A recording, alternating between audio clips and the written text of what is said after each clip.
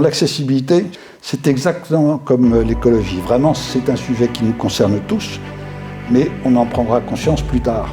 Parce qu'elle n'est pas assez prise en compte, en ville surtout, mais partout où le bon sens devrait l'imposer. Il va nous présenter 2 extraits de son film Invincibilité, qu'on va bientôt pouvoir voir dans toutes les bonnes salles à travers la France. Au moment où nous attaquons la promotion de Invincibilité, j'ai de plus en plus de mal à m'exprimer. On dirait que la maladie sent que l'on va faire du bruit et la faire battre en retraite. Elle a peur. Elle veut me bâillonner. Mais, bonne nouvelle, j'ai un logiciel de synthèse vocale que je peux coupler à ma voix de synthèse. Une voix reconstituée grâce à des podcasts enregistrés quand j'étais valide. Vive la technologie. Ce film est un porte-voix pour ceux qui n'ont pas ou plus de voix.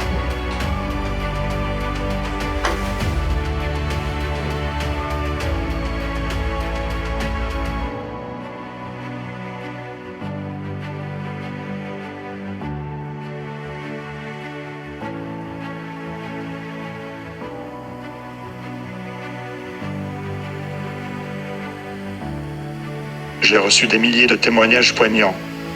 J'ai commencé à voir le monde différemment. Avec ses cassures, ses fissures. Cela a été le déclic du film.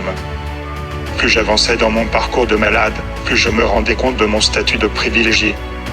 Avec un meilleur accès à la formation et des moyens financiers. Soyons clairs, ce combat n'est pas pour moi. Je suis un privilégié qui sait contourner les obstacles. Je peux payer mon fauteuil, je sais aller chercher mes médicaments en Suisse ou ailleurs, je me passe de ma place de parking prioritaire. Mais il y a tellement de personnes en souffrance.